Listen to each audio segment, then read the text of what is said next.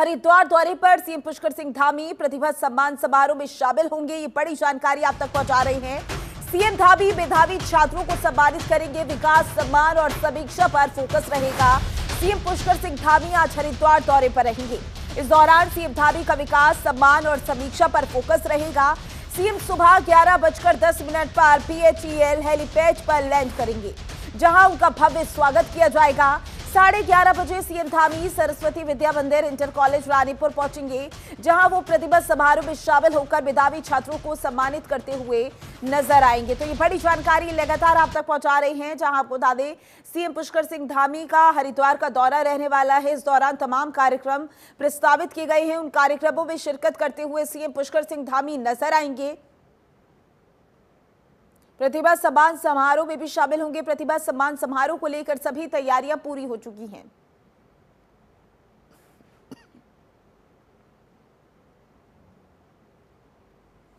तो वहीं मुख्य सचिव आनंद बर्धन ने सचिवालय में डिजिटल फसल सर्वेक्षण और किसान पंजीकरण के संबंध में अधिकारियों के साथ बैठक की।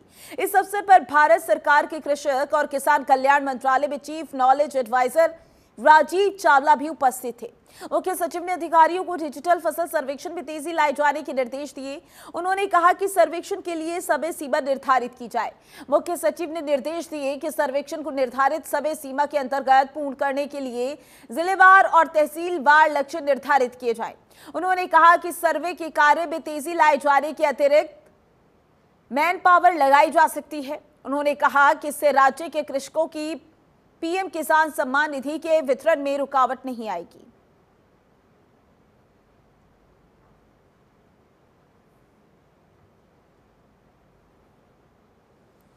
तो वहीं यमुनोत्री धाम में गरुड़ गंगा के पास निर्माणाधीन हेलीपैड पर उत्तराखंड नागरिक उड्डयन विकास प्राधिकरण की ओर से हेलीकॉप्टर ने सफल लैंडिंग की।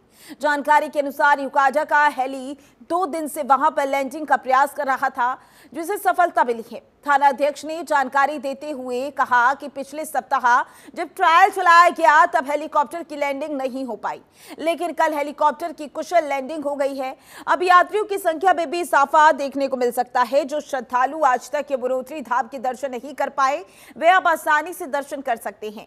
इसके बाद यात्रियों को खरसाली हेलीपैड पर नहीं बल्कि सीधे गरुड़ गंगा हेलीपैड पर उतारा जाएगा।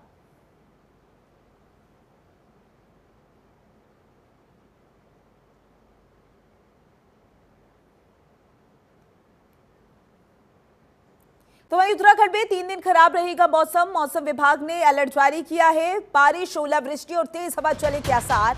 ये बड़ी जानकारी आपकी टीवी स्क्रीन पर। उत्तराखंड में 3 दिन के लिए बारिश और तेज हवाएं चलने का अलर्ट जारी कर दिया गया है। अधिकतर जिलों में 10 और 11 अप्रैल को बारिश और तेज हवाएं चलेंगी। कहीं कहीं पर ओलावृष्टि भी हो सकती है। मौसम विभाग के अनुसार देहरादून, हरिद्वार, पौड़ी, नैनीताल, यूएस नगर और चंपावत में 50 से 70 किलोमीटर प्रति घंटे की रफ्तार से हवाएं चल सकती हैं। 12 को हल्की बारिश हो सकती है। मौसम विज्ञान केंद्र के निदेशक डॉक्टर विक्रम सिंह ने बताया कि बुधवार को प्रदेश के कई जिलों में हल्की से मध्यम बारिश हुई। पर्वतीय जिलों में ओलावृष्टि भी हुई है।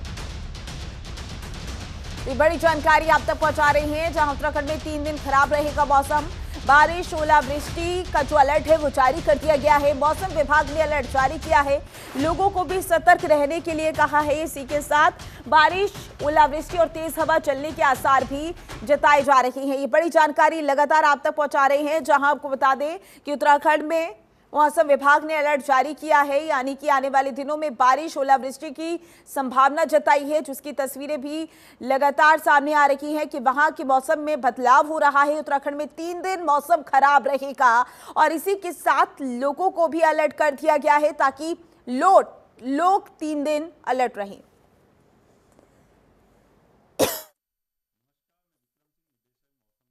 उनसे उत्तराखंड के लिए मौसम की बात करें तो आज 9 तारीख अप्रैल की हो रही है और जैसे बोला भी गया था, बुलेटिन हमने दिए हैं कि 9 तारीख से लेकर 12 तारीख के बीच में जो है रेन थंडरस्टॉर्म एक्टिविटी प्रदेश में वो देखने को मिलेगी। तो आज 9 तारीख में देखें तो हिल्स में हमारे को जो रेन थंडर स्टॉर्म एक्टिविटी जो है वो मिल रही है, हल्की तक की, मध्यम तक की, और साथ में उसमें ओलावृष्टि कहीं कहीं पर हिल्स में वो देखने को मिल रही है, अंदर के डिस्ट्रिक्ट्स में या फिर उनसे लगे हुए और भी जो डिस्ट्रिक्ट्स हैं।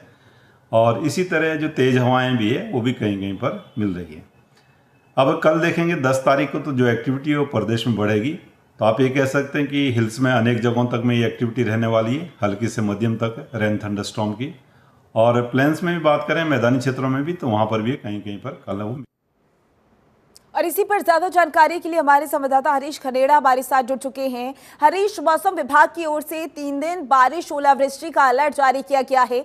मौसम विभाग की ओर से और क्या कुछ कहा गया है और वहां के प्रशासन की ओर से लोगों को क्या हिदायत दी गई है? माधुरी, देखिए, जिस तरह से मौसम विभाग की अगर बात करें तो मौसम विभाग ने अलर्ट जारी किया है, खासतौर पर ऊंचाई वाले इलाकों में, उसके साथ ही जो मैदानी क्षेत्र हैं वहां पर भी अलर्ट जारी हुआ है। क्योंकि आपने देखा कि कल भी चमोली और टिहरी जैसी तमाम जगहों पर बारिश हुई थी और आज भी बारिश होने की संभावना है। इसके साथ साथ ही आज की अगर बात करें तो आज मौसम विभाग केंद्र के जो डायरेक्टर हैं बिपिन सिंह, उन्होंने ये बताया है कि मैदानी क्षेत्रों में तेज हवाएं चलने की आसार नजर आ रहे हैं। साथ ही साथ ओलावृष्टि और हल्की बारिश होने की भी संभावना है। अगले दिन अगर हम कल की बात करें तो कल भी इस तरह का मौसम रहने वाला है उत्तराखंड में खासतौर पर। लेकिन एक तरफ जहां चमोली की बात करें, चमोली के जो थरारी क्षेत्र है वहां पर बादल फटने की जैसी घटना भी देखी गई है। भारी बारिश से काफी नुकसान भी वहां पर हुआ है। इसके अलावा अगर मैदानी क्षेत्रों की बात करें तो देहरादून में हल्की बारिश कल देर शाम को जरूर हुई थी। लेकिन आज की अगर बात करें तो अभी इस समय मौसम शुष्क है और धूप यहाँ पर खिली हुई है। लेकिन कहीं न कहीं आगे चल करके ये मौसम एक बार फिर बदल सकता है और कई जगहों पर बारिश होने की संभावना है। इसके साथ ही अगर हम देहरादून, हरिद्वार, उधम सिंह नगर की अगर बात करें तो यहाँ पर भी बारिश होने की संभावना जताई गई है। हरीश, क्योंकि कुछ दिनों में चारधाम यात्रा भी शुरू हो जाएगी और अगर हम मार्गों की बात करें तो जो भी मार्ग क्षतिग्रस्त रही हैं उनको ठीक भी करवाया गया है, क्योंकि अलर्ट जारी कर दिया गया है, ओलावृष्टि का भी अलर्ट जारी किया गया है। तो क्या उन मार्गों पर भी असर पड़ सकता है? निश्चित तौर पर देखिए माधुरी, क्योंकि अभी समय चारधाम यात्रा की तैयारी चल रही है और खासतौर पर हम ऋषिकेश से अगर बद्रीनाथ की अगर बात करें तो कई जगहों पर रोड डैमेज हुआ है, उसको ठीक किया जा रहा है। जिला प्रशासन इसको ठीक कर रहा है। साथ ही साथ पीडब्ल्यूडी और पीएमडीआरओ की तमाम जो टीमें हैं वो अलग अलग रूट पर इन काम को देख रही है। साथ ही केदारनाथ की बात करें तो रुद्रप्रयाग से केदारनाथ मार्ग को भी दुरुस्त किया जा रहा है। इसके साथ ही अगर हम ऋषिकेश से यमुनोत्री धाम की अगर बात करें, यमुनोत्री धाम की बात करें तो उनको भी जहाँ जहाँ पे रोड खराब है तो ठीक रहा। लेकिन दूसरी तरफ अगर बारिश इस तरह की रहेगी तो कहीं न कहीं और ज्यादा जो रोड है वो डैमेज होने का खतरा होगा। लेकिन अभी बात करें तो अभी 3 दिन का यहाँ पर अलर्ट जारी हुआ है। लेकिन उसके बाद भी यात्रा किस तरह से यहाँ पर चलाई जाए इसके लिए जो जिलाधिकारी हैं उनको कहा गया है कि किस तरह से जो यात्रा व्यवस्था है वहाँ पर होनी चाहिए। हालांकि अभी बहुत ज्यादा नुकसान नहीं है और जो बारिश है इससे कहीं न कहीं एक तरह से जहाँ गर्मी हो रही है उससे कहीं न कहीं राहत लोगों को मिलेगी और जो टूरिस्ट है, जो पर्यटन है या फिर तीर्थाटन पर जो लोग आ रहे हैं उनके लिए भी कहीं न कहीं ये मौसम खुशनुमा नजर हरीश, क्योंकि जाहिर सी बात है अगर हम पिछले कुछ दिनों की बात करें तो गर्मी बहुत ज्यादा बढ़ गई थी और अभी आपने बताया भी कि मैदानी क्षेत्रों में कहीं ना कहीं बारिश होने से लोगों को राहत जरूर मिलती हुई नजर आएगी। लेकिन कुछ दिनों पहले कैसा मौसम था और अब कितनी राहत? देखिए माधुरी, होली के बाद से ही मौसम एकदम बदला है और बहुत ज्यादा गर्मी मैदानी क्षेत्रों में देखी जा रही थी। उधम सिंह नगर में और इसके साथ ही हल्द्वानी या हरिद्वार की बात करें, रुड़की की बात करें या फिर देहरादून की बात करें तो यहाँ पर बहुत ज्यादा गर्मी हो रही है। लेकिन अब जो मौसम बदल रहा है और खासतौर पर इन 3 दिनों की अगर बात करें जहाँ पर अलर्ट जारी हुआ है मौसम विभाग की तरफ से, तो यहाँ पर इस समय मौसम में हल्की चटने नजर आ रही है। ऊपरी इलाकों में बात करें तो वहां पर मौसम बहुत सुहाना है और जो तमाम जो टूरिस्ट हैं, जो तमाम जो लोग यहाँ पर पहुंच रहे हैं वो भी कहीं न कहीं इस मौसम का आनंद ले रहे हैं। बिल्कुल हरीश, लोगों को गर्मी से राहत जरूर मिली है लेकिन उसके साथ उन्हें सतर्क रहना भी बहुत ज्यादा जरूरी हो जाता है। ज्यादा जानकारी के लिए बहुत बहुत शुक्रिया आपका। तो वही मौसम विभाग की चेतावनी को देखते हुए उत्तराखंड राज्य आपदा प्रबंधन प्राधिकरण ने प्रदेश के सभी जिलों में अलर्ट जारी किया। 11 अप्रैल तक देहरादून, चमोली, रुद्रप्रयाग, उत्तरकाशी, नैनीताल, पिथौरागढ़, टिहरी, बागेश्वर और अल्मोड़ा सहित विभिन्न जिलों में कहीं कहीं आकाशीय बिजली चमकने, ओलावृष्टि और 40 से 50 किलोमीटर प्रति घंटे की रफ्तार से हवाएं चलने की संभावना जताई गई है। प्राधिकरण ने बताया कि 10 और 11 अप्रैल को कुछ क्षेत्रों में भारी बारिश के साथ 50 से 70 किलोमीटर प्रति घंटा की रफ्तार से आंधी चल सकती है। इन परिस्थितियों को देखते हुए सभी जिलाधिकारियों को आवश्यक सावधानी बरतने, राहत और बचाव दल सक्रिय रखने और संवेदनशील स्थानों पर विशेष सतर्कता बरतने के निर्देश दिए गए हैं। साथ ही किसी भी आपदा की सूचना तुरंत राज्य आपदा नियंत्रण कक्ष को देने के लिए भी कहा गया है।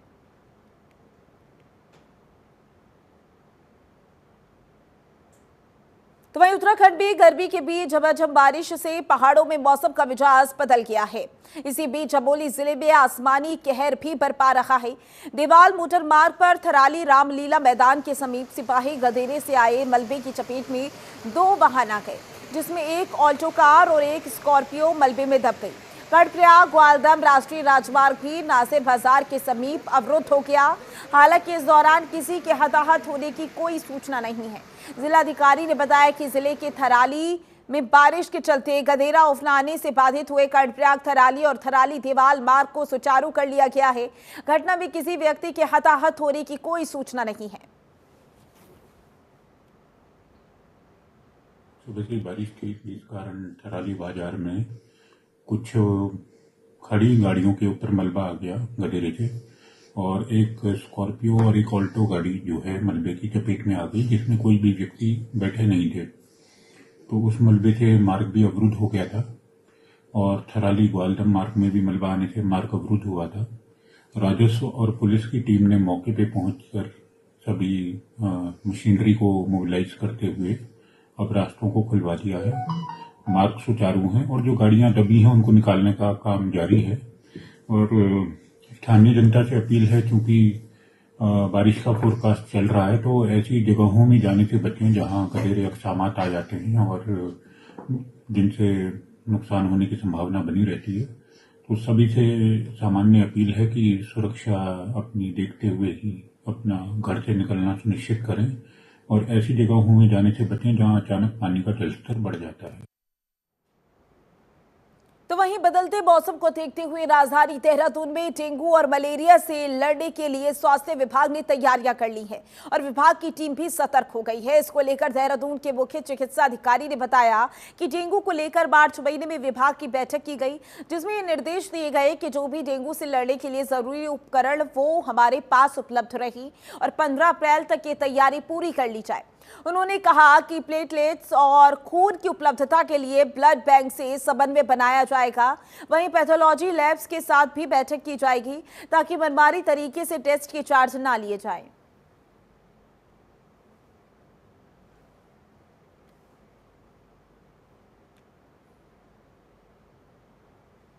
तो वहीं रुड़की में मुस्लिम समाज के लोगों ने वक्फ बिल के विरोध में एसडीएम चौक पर विरोध प्रदर्शन किया।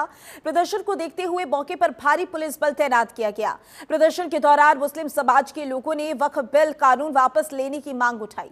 मुस्लिम समाज संगठन के प्रदेश अध्यक्ष ने कहा कि ये बिल काला कानून है, जिसका विरोध लगातार जारी रहेगा।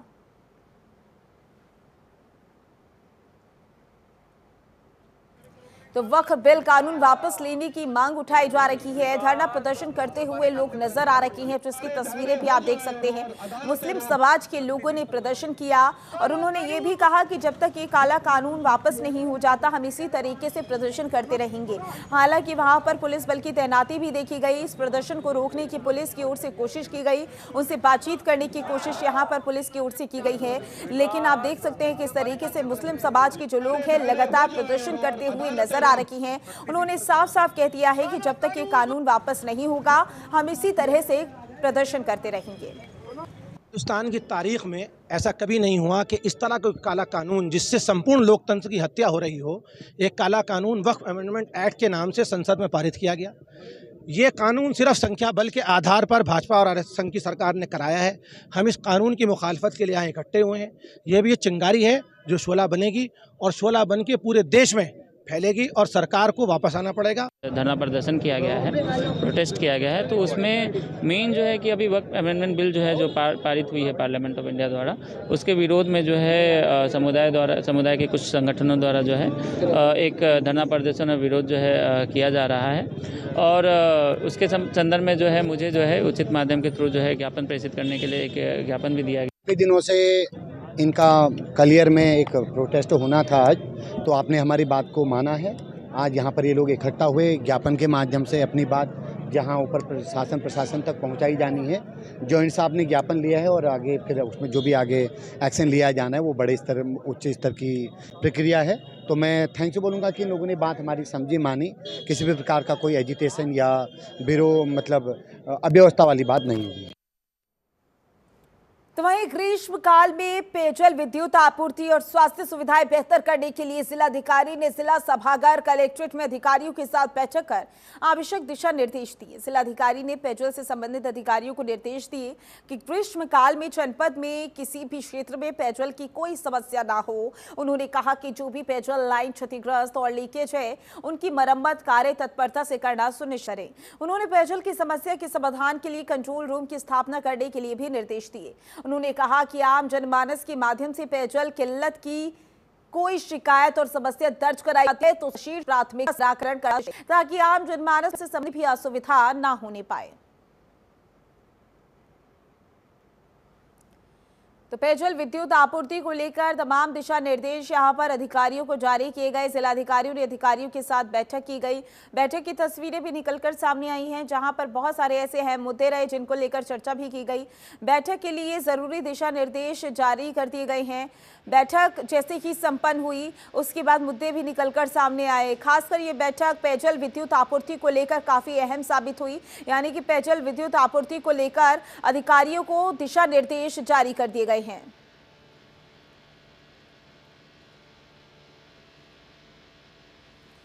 बॉलीवुड की मशहूर अभिनेता हेमंत पांडे आज हल्द्वानी पहुंची। यहां उन्होंने युवाओं से संवाद करते हुए अपने करियर की शुरुआत की, जीवन के संघर्ष और फिल्म इंडस्ट्री में सफर के अनुभव को साझा किया। इस दौरान उन्होंने उत्तराखंड के युवाओं को नशे से दूर रहने की सख्त सलाह दी, उन्हें अभिनय के क्षेत्र में आगे बढ़ने के लिए प्रेरित किया। हेमंत पांडे ने बताया कि उन्होंने भी छोटे शहर से शुरुआत की थी और उन्हें भी कई मुश्किलों का सामना करना पड़ा, लेकिन धैर्य, मेहनत और लगन के बल पर उन्होंने फिल्म इंडस्ट्री में अपनी जगह बनाई। उन्होंने कहा कि आज उत्तराखंड के युवा बहुत प्रतिभाशाली हैं, लेकिन उन्हें सही दिशा और मार्गदर्शन की जरूरत है।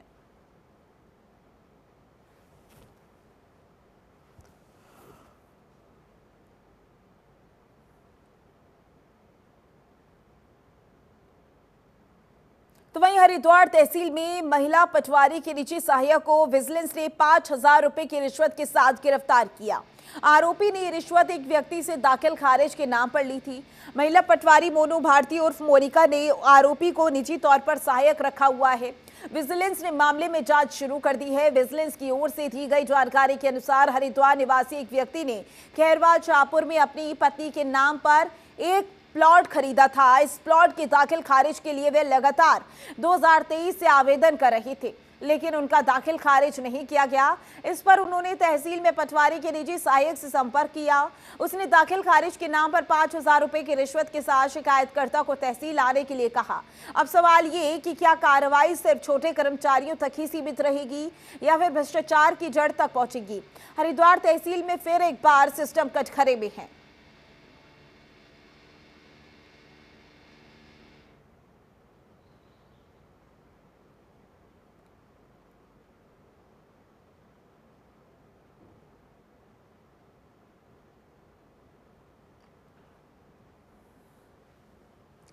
तो दाखिल खारिज के नाम पर रुपए मांगे थे, रिश्वत लेते हुए रंगे हाथों पकड़ा गया।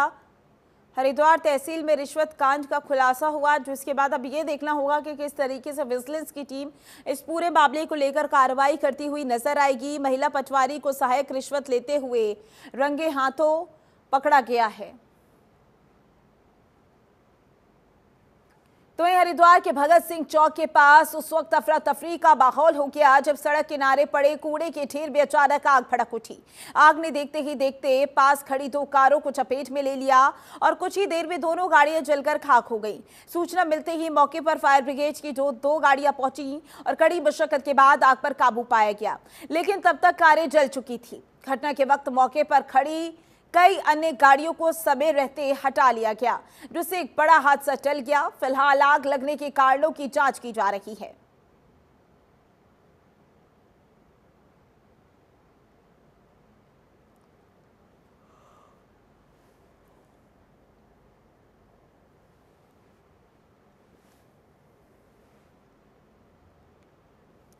तो वहीं बागेश्वर में 2 नाबालिग लड़कियों के साथ 3 युवकों द्वारा मारपीट करने का मामला सामने आया। मारपीट करने वाले युवकों ने इसका वीडियो बनाकर सोशल मीडिया पर वायरल कर दिया। वीडियो वायरल होने के बाद नाबालिग लड़कियों के परिजनों ने पुलिस में इसकी शिकायत दर्ज कराई। पुलिस ने मारपीट करने वाले 3 युवकों के खिलाफ मुकदमा दर्ज किया। पकड़ने गई पुलिस टीम को धक्का देकर तीनों भाग गए। पुलिस ने कड़ी मशक्कत के बाद एक आरोपी युवक को पकड़ लिया, जबकि 2 अन्य युवक फरार हो गए। पुलिस फरार दोनों युवकों की तलाश कर रही है। 6 अप्रैल को एक पीड़ित परिवार द्वारा उसकी पुत्री और उसकी सहेली के साथ 4 लड़के जो कि उनके ही दोस्त बताए जा रहे हैं के द्वारा उनके संग मारपीट करने, जान से मारने की धमकी देने और छेड़खानी के संबंध में एक तहरीर दी गई, जिसके संबंध में हमारे द्वारा थाना कोर्ट में एक मुकदमा पंजीकृत कर दिया गया है। सेक्शन 74, 115, 2, 352, 351 और 7/8 पॉक्सो के अंतर्गत इसमें पुलिस कार्रवाई कर रही है। आगे सर कितने अभियुक्त पकड़े जाएंगे? इसमें अभी 4 अभियुक्तों का नाम प्रकाश में आया है। इसमें पुलिस कार्रवाई कर रही है। तो वहीं हरिद्वार में बाइकर्स ही नहीं, रिक्शा चालक भी स्टंट करने से बाज नहीं आ रही हैं। हर की पौड़ी से लगे सुभाष घाट पर एक रिक्शा चालक स्टंटबाजी करता हुआ वीडियो सामने आया है। रिक्शा चालक रिक्शा को टेढ़ी करके 2 पहिया पर इधर से उधर दौड़ता रहा। इसी के साथ भीड़भाड़ वाले इलाके में स्टंटबाजी से दुर्घटना हो सकती है। वीडियो सामने आने के बाद पुलिस स्टंटबाज रिक्शा चालक को पकड़कर पुलिस चौकी लाई और उसका चालान काट दिया गया। पुलिस ने स्टंटबाज रिक्शा चालक को भविष्य में ऐसा स्टंट ना करने की हिदायत दी है।